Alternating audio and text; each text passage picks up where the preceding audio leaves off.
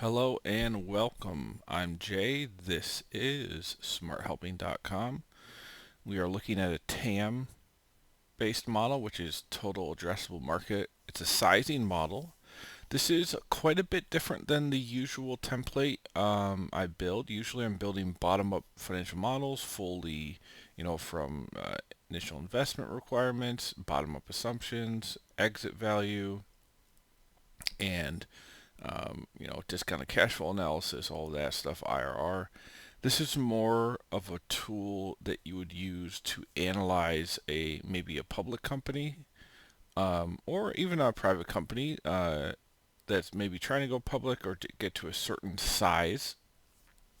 And it's top down, or some people will say TAM down.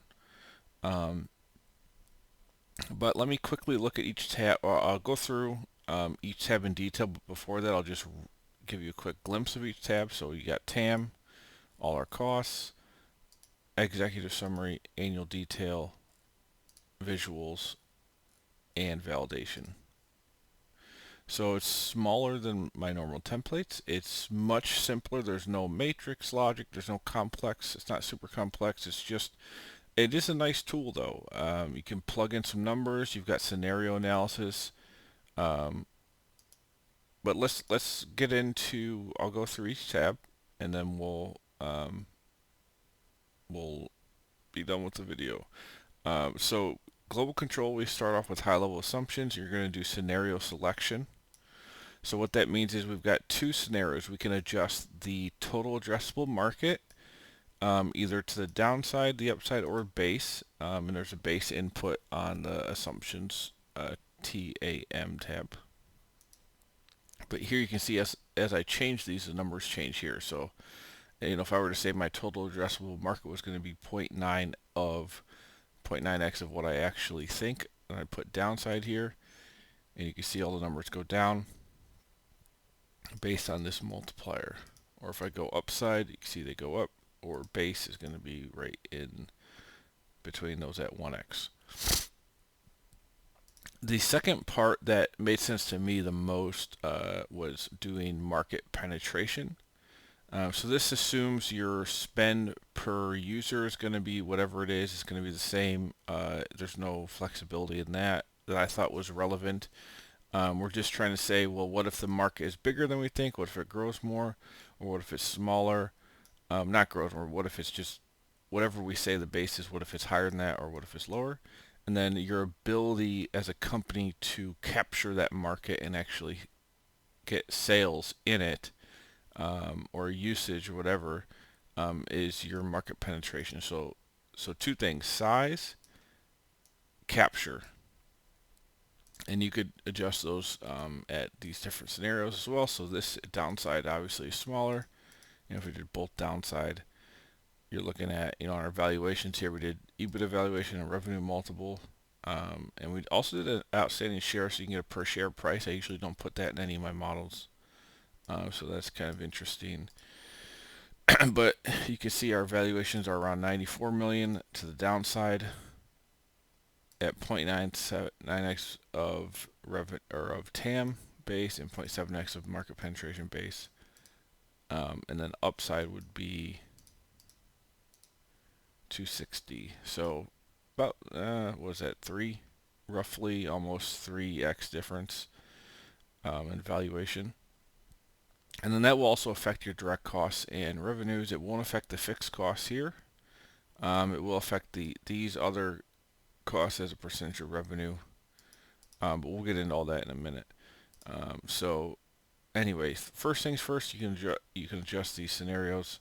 You can adjust the valuation multiples here on the global control tab, and just company name just for reference, and you can put some notes in here. And then there's a check summary to make sure your annual detail and executive summary are matched up. Okay, so TAM. So what I figured was the best, we did 3 channels. So for example, let's say you had a company had one channel that was, consumer in the domestic geography and product offer. You could pick whatever, and you can adjust these names however you want. in the validation tab. So whatever you put in here is what's going to show up in the drop downs in these three. And you could, I mean, technically, if you had, say, 20 channels, you could do this for all 20, but the idea here is more of a high level. But I at least wanted to do 3 separate channels. Maybe they've got like, 3 main products, or maybe 2 main products. You don't need the third one. You could zero it out. If so, like this, you just zero out the top, and it would zero out that whole entire revenue. You can see here, we'll just go to 0. Let me undo that for now. But the idea is to do your 3 main channels, if that makes sense. And we go top down. So what we say is, okay, how big is a potential market? So this is either customers that you have in a given year, or units sold, whichever one makes the most sense for your situation. And then we have the TAM scenario. So the next row is just going to be this number multiplied by your scenario upside or downside case for TAM. Then you've got your average spend per customer, or it could be average price per unit sold. And this is just going to apply to whatever this number is. So if it's a customer, you can say, well, we got 5 million customers, and over the course of a year, they'll spend this amount of money on average. Or if it's a unit sales, you can say this many sales, and this is your price per unit. So this is flexible, a bit flexible. Again, it's not super detailed as far as, like, let's say if it was a SaaS product or something, you'd have retention and some other assumptions that are quite a bit more complex, and I've got that in more other templates on Smart Helping. But this is where we are in this one. So then we have your total addressable market revenue. And then we have, of that, you've got your serviceability factor. So what that says is, of the total addressable market, how much of that can your company actually service with whatever products and services you have?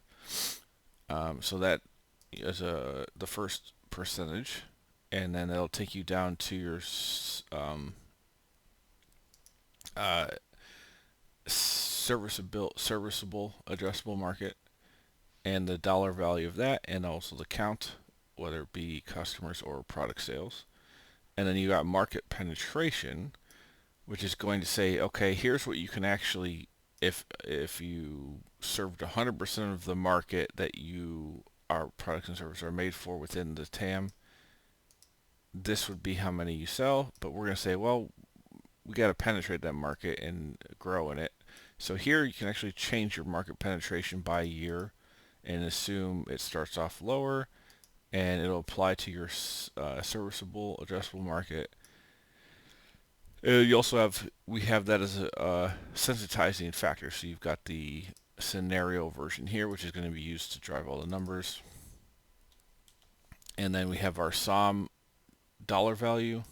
So this is your actual potential revenue that we're going to put in the model. So you see this 32,000. If you go to the annual detail, that's your actual expected revenue for channel 1, 32, so 167. It's just going to be whatever this row is. And then the number count is how we're getting down from our top TAM down to here. And that would either be customers or product sales, or what have you. And then we have the same exact, and then we have start year, so you can have the different revenue or channels start in different years, and that will affect all of the data, the results as well. That gives you a little bit more granularity in saying doing product rollouts and so forth. I'm just going to drag these down a little bit. Okay, so number 2, same deal. Pick the drop down. You got your TAM defined here, spend per customer or price per unit, and we go down through. It's exactly the same as the first channel. Serviceability factor, start year, market penetration, and we get down to potential revenue and customers per year or product sales per year. Then we have some things here down below, some stats. You've got your TAM and SOM growth. and this is by channel. So this is just looking at how you're growing this number each year, if the TAM is growing. And that would mean whatever market is you're in is expanding and more potential customers are coming into it. So that's why this would go up over time, as well as the serviceable addressable or a serviceable attainable market, and this is your growth of your actual market penetration. So that'd be the growth of this here. And we get that for each channel as well as consolidated. So this is across all three, the averages.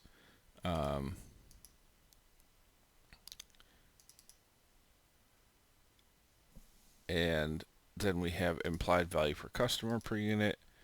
And then over here, you can see as you adjust any of these figures, like say my serviceability, maybe I think it's half that, maybe it's 25%. Well, now you can see how this will affect your revenues, gross profit margins, and down to EBITDA and valuation as you change the numbers right here. So that's nice. Instead of flipping around the workbook, you can kind of see all your main outputs right on the assumptions tab, which is good for this type of model that's more condensed and higher level. And the different price per share based on EBITDA, revenue, or an average. And then, so that's your revenue assumptions. Now we want to say, well, what can we actually make? And so that's where we go into costs. So the first three sections of the cost tab, you can pick the year the cost starts, the annual amount of it, and then there's the top part of each section is driven by this percentage. The bottom part you can just manually put in. So there's some flexibility there. These are just fixed corporate overheads. And then we have three sections where you can find other G&A, sales and marketing, R&D costs. If you just want to do them as a percentage of the total revenue, you can do that, as well as their start year. And all of that will show up right over here. And you see if I put the start year at 1 for all of these, we are now, the numbers have changed a bit here. And I think I put in percentages, yeah, random percentages per year just to, just for testing purposes. These numbers are all arbitrary, so you'll put in your own figures for all this. We have direct costs, and there's two different types. Well, they're the same, but they're two different ways. So one is you can do direct costs on your entire revenue and entire either customers or units. And we've got cost of goods sold, variable costs, and direct labor are the three big ones. So if you put in numbers here, it's just going to run off of the total revenue and total customers, and that'll be this section. So don't think this across all three channels means adding up these three. It's a different number. It's on top of that, and it's just based on, instead of doing it by channel, it's just based on total revenue, total units.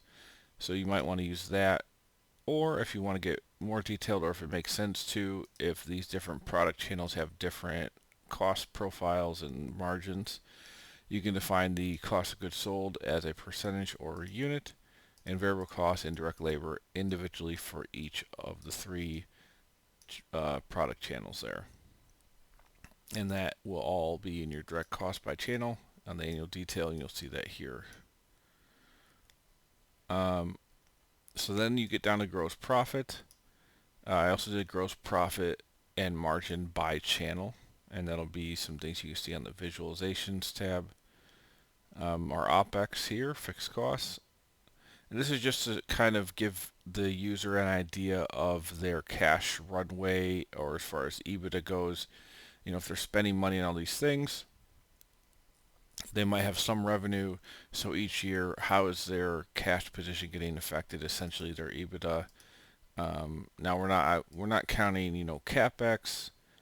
Now technically, some of the R&D and stuff could be CapEx, but we're just putting it up here. But again, this is not for formal financial statements. This is not for a three-statement model. This is mainly just to look at a 5-year outlook of a company based on some assumptions about their possible addressable markets and the margins of those products they're selling to those markets, and then overlaying their OPEX on top of that to see when they can get EBITDA positive. And then based on a revenue multiple and EBITDA multiple, what does that look like as a valuation and a price per share based on outstanding shares over time? So that is pretty much the model. Oh, the visuals tab, we've got total revenue, we got gross profit, EBITDA, gross profit margin, EBITDA margin, revenue by channel, stacked. Now stacked means this is your total annual revenue. So see that 12 million is the same as this 12 million, but you can see what's coming from each of the three channels. So mainly enterprise here in this case, and based on the assumptions we've input, which are again arbitrary. We've got valuation, EBITDA versus revenue multiple over time, by year, gross profit by channel, price per share. We have year-over-year revenue growth. We have TAM growth by channel. So this is how the different total addressable markets are changing over time for the three channels. And the fourth one here, that fourth bar, is actually the weighted average. So it's taking into account the size of each channel as well. Not just the percentage and looking at just the average of the percentages, it's looking at how big the numbers are within each one to get your weighted average on the end. And then same with your serviceable, or sorry, obtainable market here. So what we actually think we're going to get and how that is growing each year, and then that weighted average is the fourth bar. And then implied value per unit or customer is just another metric I thought might be interesting. And we already went over validation. So that's it. I think it's a template that anyone can kind of grasp. It's not that hard to kind of think about everything that's going on in the model at once, which is, in a more complex model that is harder to do in more of an internal operations view. This is more of an external, somebody looking at another public company or some other idea, and just you can, without having to have a really deep grasp on the internals or operational nuances, you can kind of see high level how big can the company get if they can reach a certain market. And then you'll have to research some of the details about assumptions about market penetration and the actual size of the market, and then how much is actually serviceable.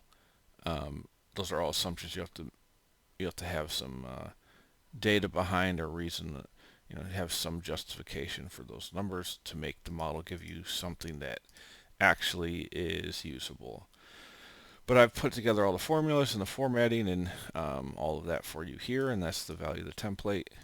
Remember, all the yellow cells with blue text are what's editable. Everything else is an automated formula.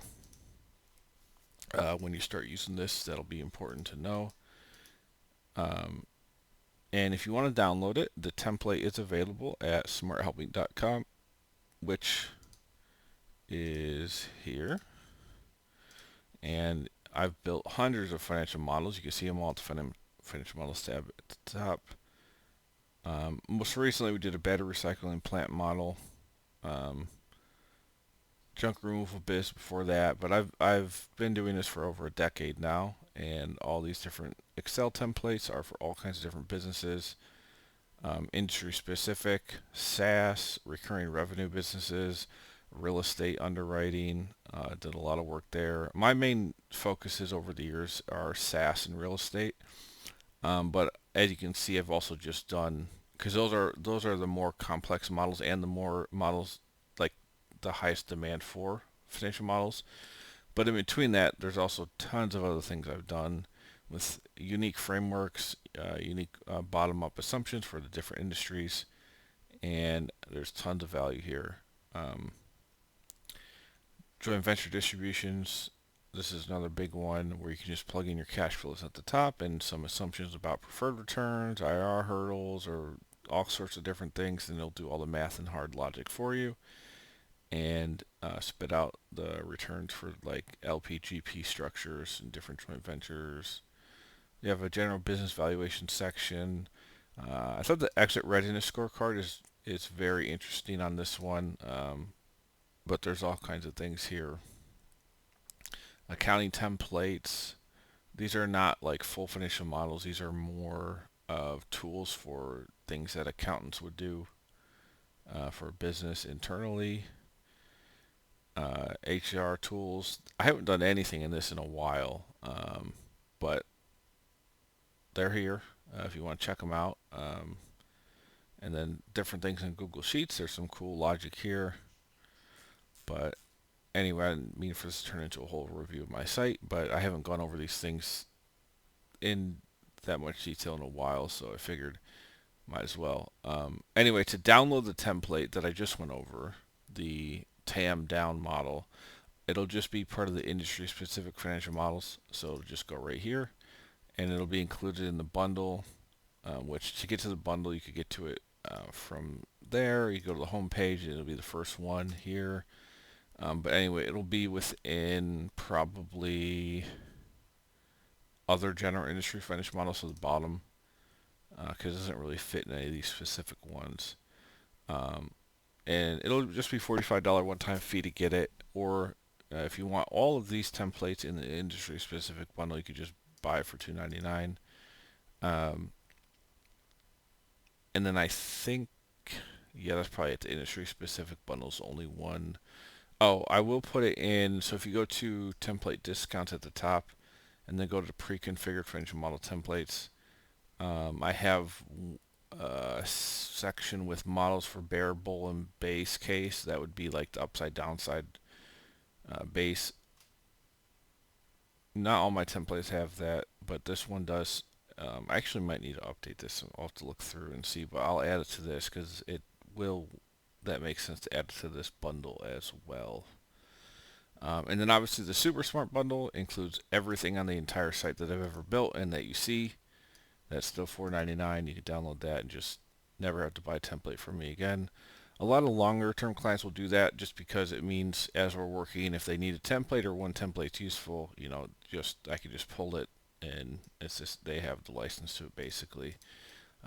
So that happens a lot. All right. Well, I'm going to end it there. I hope you guys like the template. And I meant to get this out. It's December 1st. I was trying to do 2 templates a month, so we did the battery recycling plant a couple weeks ago. So this will be, I mean, it's one day late on November, but it's fine. Just keep going. But that's kind of the cadence I'm trying to hit. So 2 a month, 2 new templates. And I will take suggestions if you guys want to see me build something out. I can do that. Alrighty, like and subscribe. We'll see you on the next one.